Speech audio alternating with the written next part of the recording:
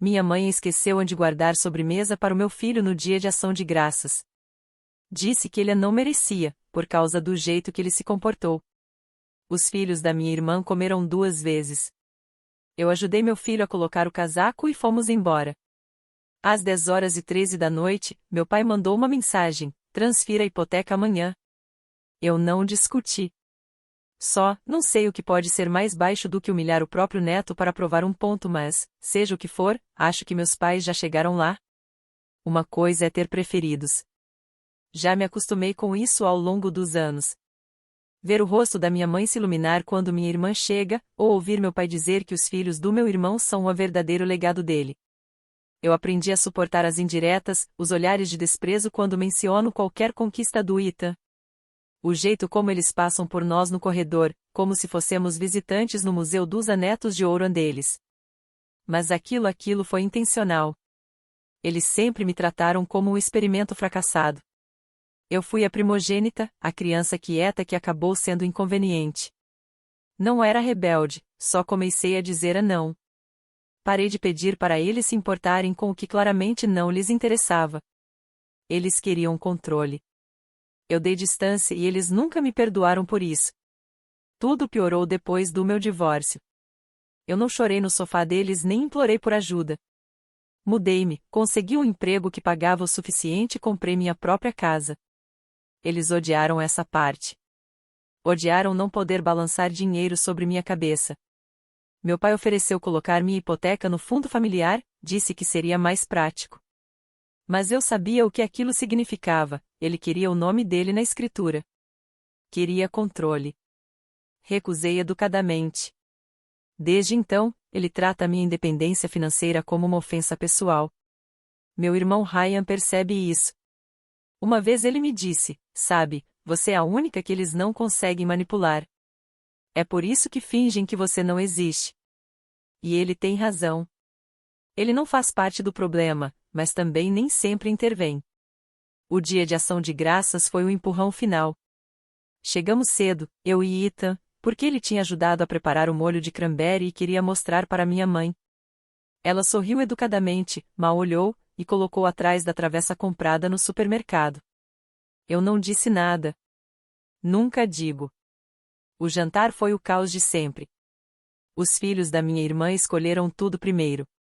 Meu pai abriu um vinho que, segundo ele, era só para adultos que sabem apreciar, mas serviu um copo para a filha de 12 anos da minha irmã porque ela é madura para a idade.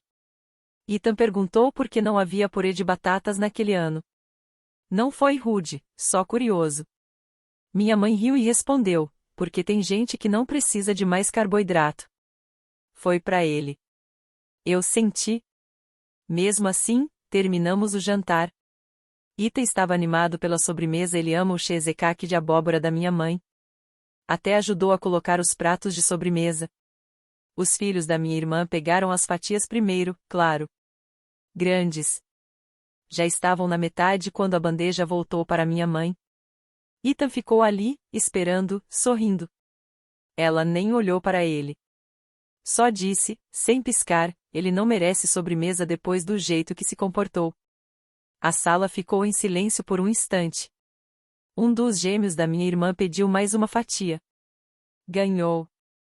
Ethan se virou para mim e sussurrou, tudo bem. Essa foi a parte que me destruiu. Peguei o casaco dele, ajudei-o a vestir em silêncio e saímos. Não disse tchau. Não olhei para trás. Chegamos em casa, fiz um chocolate quente para ele e deixei que comesse os biscoitos extras que tínhamos assado na noite anterior. Às 10h13 da noite, meu celular acendeu. Uma mensagem do meu pai: transfira a hipoteca amanhã. Não se atrase. Nenhuma pergunta, nenhuma explicação, como se nada tivesse acontecido naquela noite. Eu não respondi. Fiquei apenas olhando para a tela até ela apagar de novo. E ali sentei, pensando em quantas vezes eu tinha desculpado esse tipo de comportamento, em quantos feriados deixei passar porque eles são assim mesmo. Mas ver meu filho ser ignorado daquela forma, de propósito, sem motivo algum, algo dentro de mim simplesmente se calou. Transferi a hipoteca na manhã seguinte, mas não do jeito que ele esperava, e com certeza não para o benefício dele. Porque se eles queriam me cortar, estavam prestes a descobrir o que isso realmente significava. No dia seguinte, não ouvi nada deles. Nenhuma mensagem, nenhuma ligação perguntando se o Ethan estava bem. Como se nada tivesse acontecido. Meu pai recebeu sua preciosa transferência e, na cabeça dele, estava tudo resolvido. Minha mãe postou fotos da mesa do jantar com legendas sobre família, gratidão e amor. Amor? A palavra quase me fez rir. Naquela noite, fiquei revendo o rosto do Ethan quando ela disse que ele não merecia sobremesa. O jeito como ele aceitou, calado e educado, como se já soubesse que discutir não adiantaria nada. Acho que foi naquele momento que parei de arrumar desculpas para eles. 2 dias depois, o Ethan teve um jogo de futebol. O Ryan apareceu, como sempre, com o filho mais novo. Ele é o único da família que realmente aparece por nós mesmo quando não precisa. Depois do jogo, quando as crianças correram para brincar, ele finalmente perguntou o que tinha acontecido no dia de ação de graças. Disse que a mãe contou para todo mundo que o Ethan tinha se comportado mal e que ela estava ensinando respeito. Perguntei se ele acreditava nisso. Ele apenas balançou a cabeça. Disse que já tinha visto o jeito como ela falava com o Ethan antes, e que não acreditava na versão dela nem por um segundo. E então disse algo que me pegou de surpresa: me diz o que você quer que eu faça. Não foi o que aconteceu, nem em como posso ajudar, mas o que você quer que eu faça. Soava como se ele já tivesse escolhido o meu lado, só esperava uma direção. Falei a verdade. Eu tinha terminado. Terminado com a culpa, com as manipulações financeiras, com as aparências. Disse que queria cortar todos os laços, mesmo que isso significasse abrir mão do fundo familiar. Ryan nem piscou. Disse que entendia. Contou que ele e a esposa já percebiam há anos como a mamãe e o papai tratavam a mim e ao Ethan, mas não queriam se meter. Respondi que eles não precisavam se meter, só parar de protegê-los das consequências. Mais tarde, enquanto colocava o Ethan para dormir, meu celular vibrou. Era uma mensagem da minha mãe. Uma foto dos filhos da minha irmã sorrindo, com garfos nas mãos, segurando os pedaços de cheesecake que tinham sobrado, como se fossem troféus. Abaixo, ela escreveu: da próxima vez, talvez o Ethan mereça uma fatia. Fiquei olhando para aquela imagem por um minuto inteiro, tentando decidir se ela estava tentando ser cruel ou se realmente achava que aquilo era engraçado. De qualquer forma, não importava. Eu não mostrei a foto para o Ethan. Apaguei a mensagem e bloqueei o número dela por aquela noite. Na manhã seguinte, liguei para o Ryan. Disse que queria sair de tudo que estivesse ligado aos nossos pais, o fundo familiar, os investimentos, a hipoteca, tudo. Se eles queriam fingir que eu não fazia parte da família, então iam descobrir o que isso realmente significava. Ele concordou sem hesitar. Disse que falaria com o advogado da família para tornar tudo oficial. Eu ouvi o peso na voz dele, não era pena, era encerramento. No meio da semana, meu pai ligou 2 vezes. Não atendi nenhuma. A mensagem de voz que ele deixou soava ensaiada, uma mistura de decepção e tentativa de controle. Disse que tinha notado movimentações nas contas e queria garantir que não houvesse mal-entendidos. Mas não havia mal-entendidos. Pela primeira vez na vida, eu estava totalmente certa do que fazia. Naquela noite, abri o laptop e comecei a escrever tudo. Cada pequena coisa que eles tinham feito para me diminuir, ou diminuir o Ethan. Cada comentário venenoso disfarçado de conselho. Cada vez que me disseram que eu era sensível demais, fria demais, ingrata demais. Eu não estava escrevendo para eles, estava escrevendo para mim, para nunca esquecer o porquê de estar fazendo isso. O dia de ação de graças não foi só a gota d'água. Foi a prova que eu precisava. Eles acharam que eu engoliria mais uma vez, fingiria que estava tudo bem, apareceria no Natal sorrindo como sempre. Mas não dessa vez. Dessa vez, eu não ia fingir. Cerca de uma semana depois, minha mãe mandou um daqueles e-mails coletivos típicos dela, com o assunto planos para o Natal. Com exclamações suficientes para parecer uma comemoração, não uma tentativa de controle de danos. Ela listou tudo como se nada tivesse acontecido, quem levaria o quê, o horário do jantar, e pediu para todos usarem suéteres combinando-a em nome da união familiar.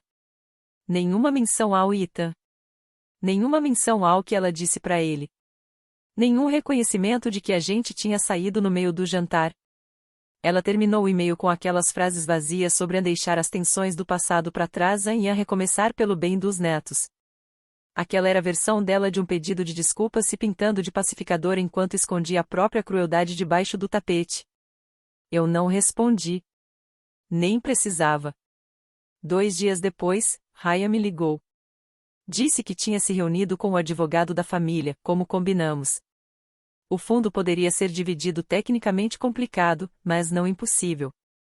Cada um teria controle sobre sua parte, e quando a minha fosse separada, meus pais perderiam qualquer poder sobre o que eu fizesse com ela. Eu disse assim sem pensar 2 vezes. Raya hesitou um pouco. Disse que queria me avisar que o papai já sabia. Tinha descoberto o pedido pelo escritório. Aparentemente, ele ligou pessoalmente para o advogado tentando atrasar o processo. Disse que eu estava emocional e que tudo se resolveria quando ela se acalmar. Ele me chamou de emocional. Essa foi a defesa dele, como se tudo isso fosse só hormônio e raiva passageira, e não mais de 30 anos sendo tratada como a filha de segunda categoria. Raya me enviou uma cópia do e-mail. Meu pai tinha colocado ele em cópia, mas não a mim. No e-mail, ele escreveu as palavras: Laura está instável neste momento. Por favor, não tomem decisões irreversíveis baseadas em um surto temporário. Li essa frase 3 vezes. Ele não disse que eu estava magoada. Não disse que eu tinha um ponto válido. Disse que eu estava instável. Fiquei parada, digerindo aquilo por um tempo. Mais tarde naquela noite, Raya me mandou uma mensagem perguntando de novo: Tem certeza de que quer mesmo fazer isso? Respondi: Com absoluta certeza. E não faça só por mim. Faça para que seus filhos não cresçam achando que isso é normal. Ele demorou alguns minutos para responder. Depois veio a mensagem: Nós também não vamos no Natal. Foi aí que as coisas começaram a mudar. Eu deixei de ser apenas a filha difícil. Virei a que finalmente quebrou o feitiço. Mas, claro, meus pais não deixaram barato. Minha mãe tentou ligar 3 vezes no mesmo dia. Ignorei todas. Depois mandou uma mensagem: Não sei que tipo de mentiras o Ryan está te colocando na cabeça, mas você está deixando ele destruir esta família. Mentiras. Destruir. O clássico. Nenhuma admissão, nenhuma responsabilidade, só mais uma tentativa desesperada de controlar a narrativa. Não respondi. Nem precisei. Apenas encaminhei a mensagem para o Ryan, que respondeu com uma única linha: Ela está com medo. E devia estar. Depois, foi minha irmã quem me mandou mensagem. Disse que a mãe estava estranha, que vivia chorando na cozinha, e que o pai andava de um lado para o outro como se estivesse se preparando para uma guerra. Ela perguntou o que estava acontecendo de verdade e disse que esperava que a gente não estivesse exagerando por causa daquela história da sobremesa. Eu fiz só uma pergunta. Você viu o que a mamãe fez com o Ethan no dia de ação de graças? Nenhuma resposta. Você viu a expressão dele? Chegou a perguntar por que a gente saiu mais cedo. Silêncio. Deixei pra lá. Ela não mandou mais mensagem desde então. Algumas noites depois, logo após o jantar, alguém bateu na porta. Já estava quase escuro. Ethan terminava o dever de casa na mesa. Olhei pelo olho mágico, era meu pai. Não abri.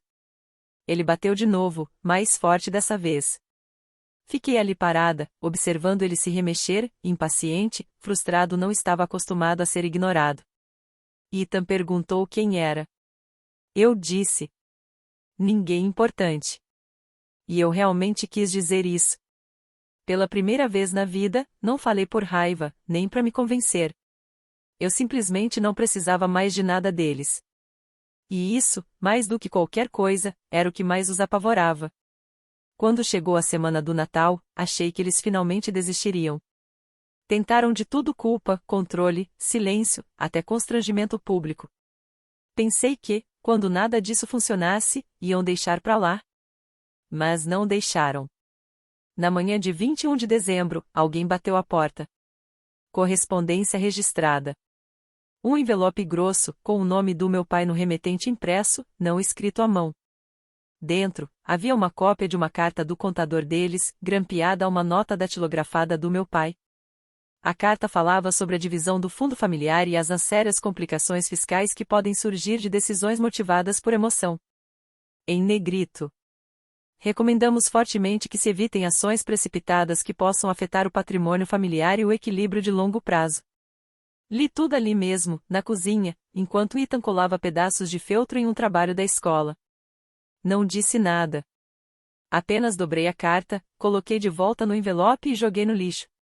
Eles ainda achavam que eu estava blefando que se arrastassem a situação por tempo suficiente, se colocassem a dose certa de pressão financeira, eu acabaria cedendo. Mas estavam forçando demais. E, pior, subestimando a pessoa errada. Enviei uma foto da carta para o Ryan. 5 minutos depois, ele me ligou. Nem perdeu tempo com conversa fiada.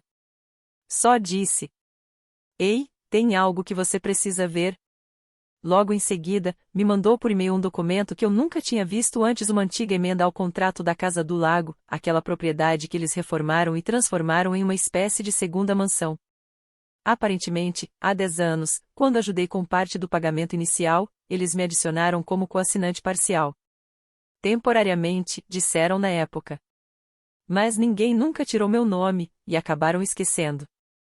Ryan havia encontrado a papelada enquanto cuidava do próprio refinanciamento. E foi aí que caiu a ficha: se meu nome ainda estava na escritura, eles não podiam fazer nada grande com a Casa do Lago, vender, alugar, transferir propriedades sem meu consentimento por escrito. Então ele disse algo que eu não esperava. Eles estão tentando alugar o lugar para uma empresa neste verão. Dinheiro alto, tipo 5 dígitos por mês. Já estão em negociações. Fiquei em silêncio. Não porque estivesse surpresa com a tentativa de lucrar, mas porque eles não mencionaram nada, nenhuma palavra, nenhum aviso, nem sequer uma oferta falsa de participação. Ryan perguntou: "Quer bloquear?" Respondi: "Com certeza." Ele me passou o contato da empresa de administração imobiliária, e eu enviei um e-mail formal declarando copropriedade e anexando uma cópia da escritura original. Deixei claro que eu não autorizava uso comercial e não assinaria nenhum contrato. 2 dias depois, minha mãe ligou 6 vezes seguidas. Não atendi nenhuma. Então ela deixou uma mensagem de voz. Começou calma. Depois, não tanto. Disse que eu estava sabotando os objetivos financeiros da família. Que o Ethan precisava aprender o lugar dele. Que, se eu continuasse forçando, eu me arrependeria. E então veio a parte que selou tudo o que eu precisava ouvir. Você devia se considerar com sorte por não termos dito coisa pior. Ele passou dos limites. Vocês dois precisam aprender humildade. Ela admitiu. Finalmente. Não estava arrependida, estava convencida de que tinha razão. Encaminhei o áudio para o Ryan. Nenhum comentário, só enviei. 1 hora depois, ele respondeu. Acabou. Oficialmente. E então aconteceu algo que eu não esperava. Na noite seguinte, Ryan e a esposa apareceram aqui em casa com todos os presentes de Natal que nossos pais tinham deixado para os filhos deles, ainda embrulhados. Colocaram tudo no chão da minha sala. Ryan disse: "Se eles vão tratar o seu filho como um estranho, então não tem o direito de mimar os meus." Abrimos tudo juntos. Meus sobrinhos brincaram com o Ethan como se nada estivesse errado. Riram, compartilharam, se revezaram. Sem tensão, sem explicações constrangedoras. Ethan pegou uma caixa com a etiqueta para o nosso neto perfeito e olhou para mim. Eu assenti. Vai lá. Dentro havia um drone de controle remoto, novinho, de última geração. Ele olhou para Ryan, surpreso. Ryan apenas sorriu e disse: "Acho que o presente encontrou o garoto certo, afinal." Mais tarde, quando as crianças já dormiam, Ryan me contou outra coisa. Disse que o papai tinha ligado para ele furioso, frio e paranoico. Perguntou se eu estava mentalmente estável. Se o Ryan achava que eu precisava de uma intervenção. Ryan respondeu que não, que eu era a pessoa mais equilibrada daquela família. E depois disse para ele nunca mais ligar. Eu fiquei ali, na cozinha, de braços cruzados, observando a neve começar a cair lá fora. Senti uma calma estranha firme, sólida pela primeira vez em anos. Mas eu sabia que não ia durar. Eles não estavam acostumados a perder. E eu podia sentir. Algo maior estava vindo. Só não esperava que acontecesse no aniversário do meu irmão. O aniversário do Ryan era no dia 7 de janeiro, e por anos, foi a única reunião de família que parecia minimamente genuína. Sem joguinhos, sem discursos, sem comentários venenosos sobre quem trouxe o que ou qual criança era mais educada. Apenas pizza, bolo e gente de moletom, relaxando de verdade sem tentar parecer um cartão de Natal. Mas, naquele ano, Ryan disse que não ia fazer nada. Sem jantar, sem festa. Disse que só queria um dia tranquilo. Eu falei que passaríamos lá com alguns cupcakes, nada demais. Ele achou ótimo. Mas, claro, nossos pais tinham outros planos. Às 5h41 da tarde, enquanto o Ethan e eu estávamos a caminho da casa do Ryan com uma bandeja de cupcakes coloridos, recebi uma notificação no celular, uma nova publicação da minha mãe no Facebook. Era uma foto da casa do lago, toda decorada, luzinhas, um enorme banner de feliz aniversário, e 2 mesas compridas cheias de comida. A legenda dizia: festa surpresa para o nosso filho incrível. Não podíamos deixar o dia passar sem celebrar o homem que mantém nossa família unida. Ela marcou o Ryan. Marcou a esposa dele. Marcou os 3 filhos. Não me marcou. Liguei pro Ryan. Ele atendeu no primeiro toque e disse: que diabos é isso? Eles não tinham contado pra ele. Nem pra esposa dele. Nem perguntado se ele queria.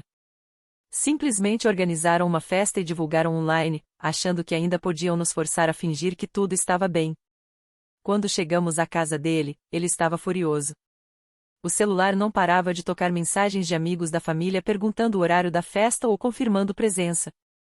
A esposa dele tentava se manter calma, principalmente pelos filhos, que acabavam de perceber que havia uma festa acontecendo, e que nem tinham sido convidados pelos próprios avós, apenas declarados como presentes em um post público. Ryan andava de um lado pro outro, depois parou, me olhou e disse: vamos? Perguntei. Pra onde?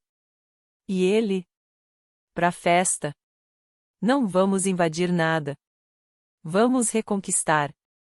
Não achei que ele fosse realmente fazer isso. Mas 20 minutos depois, estávamos entrando na garagem da casa do lago.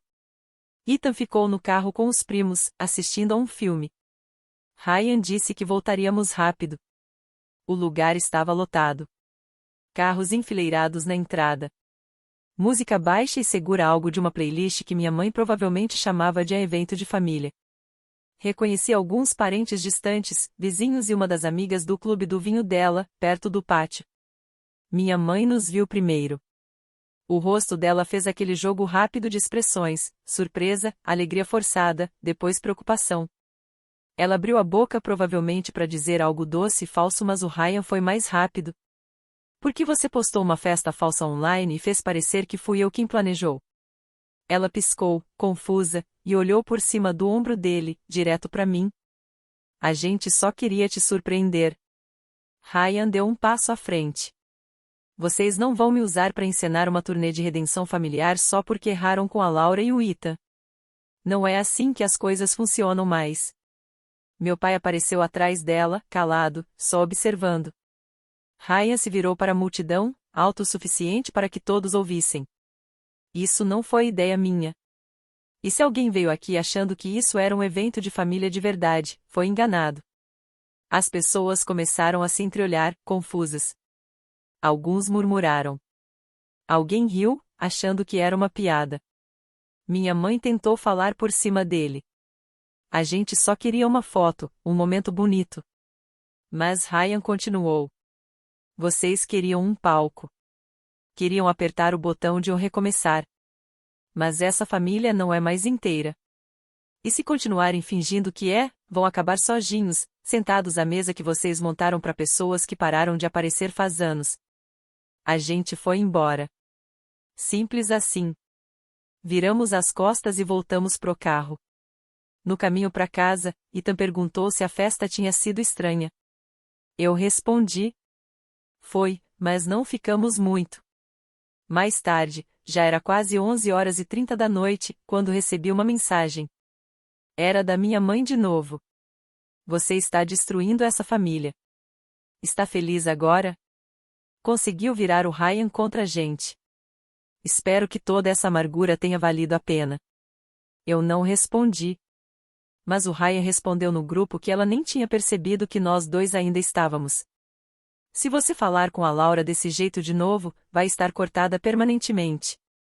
Da gente, do fundo, dos netos. Essa era sua última chance de agir como uma mãe. E você falhou. Ela não respondeu. Meu pai também não. Mas eu sabia o que vinha depois: o dinheiro, o fundo, a dor real. Porque ela tinha perdido o controle. E isso significava que a verdadeira tempestade estava prestes a começar. E começou em silêncio, como sempre era com eles. Antes dos pedidos de desculpa, antes da vergonha. 3 dias depois do colapso da festa de aniversário do Ryan, acordei com um e-mail do administrador do fundo. Assunto: assinatura da emenda do fundo concluída. Nem precisei abrir.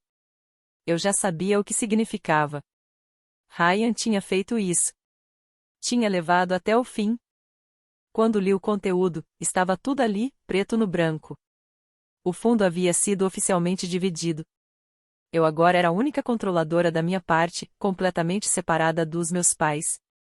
O acesso deles aos bens compartilhados havia sido removido.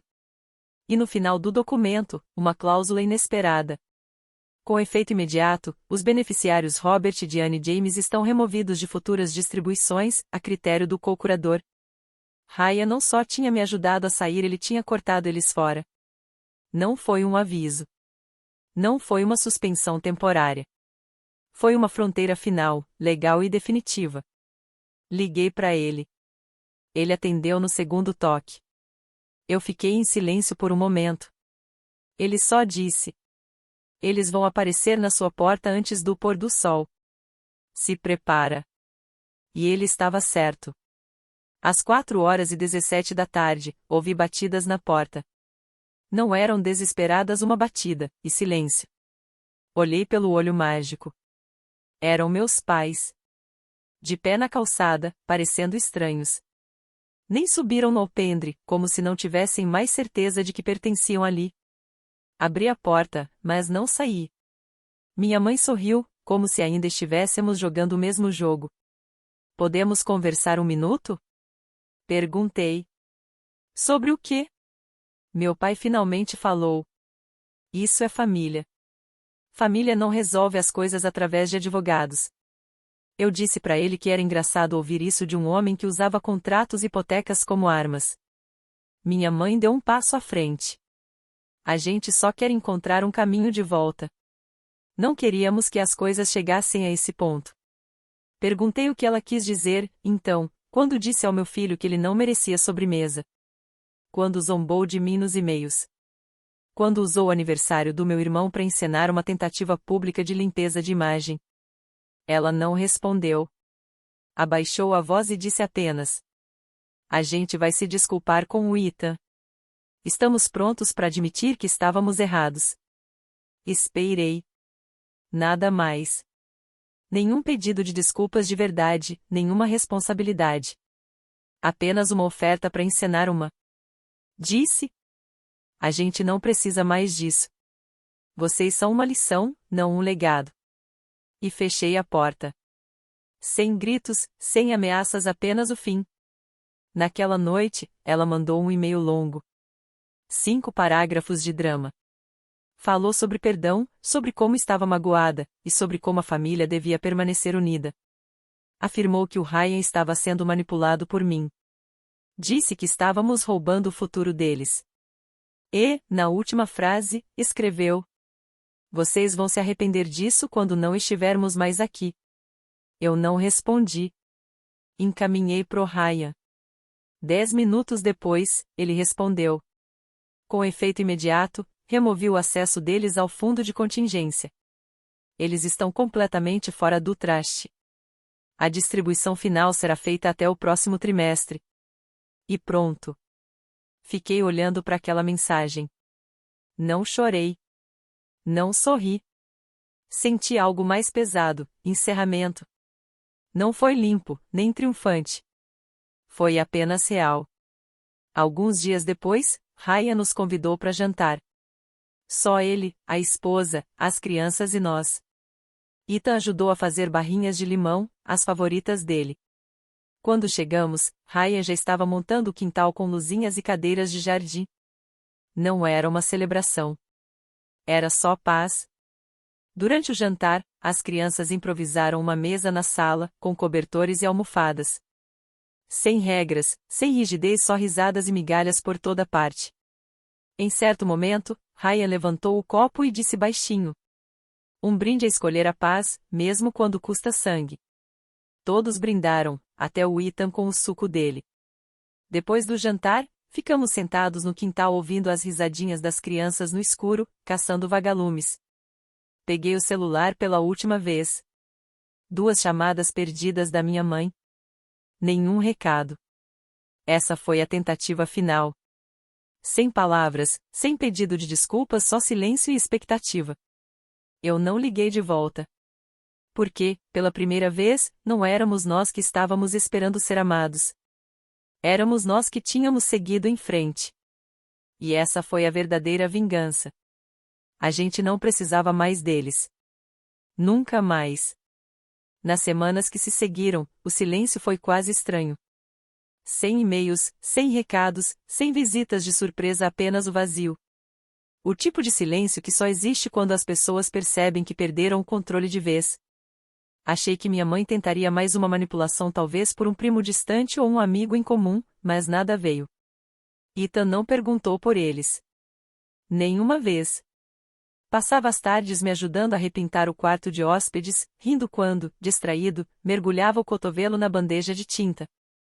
Ele falava sobre o futebol da escola, sobre a nova série de livros que a filha do Ryan tinha apresentado a ele. A vida seguia simples, leve, sem peso. Numa tarde, sentei na varanda com uma xícara de chá, observando o Ethan e os filhos do Ryan desenhando monstros de giz na calçada. Pensei em quanto espaço meus pais ocupavam na minha mente antes. Como cada decisão, cada momento, vinha acompanhado daquela pressão invisível: o que eles pensariam, o que diriam. E agora, pela primeira vez, o silêncio não era pesado. Era liberdade. Não importava se eles algum dia entenderiam o que haviam perdido. O que importava é que eu tinha parado de pedir para que entendessem.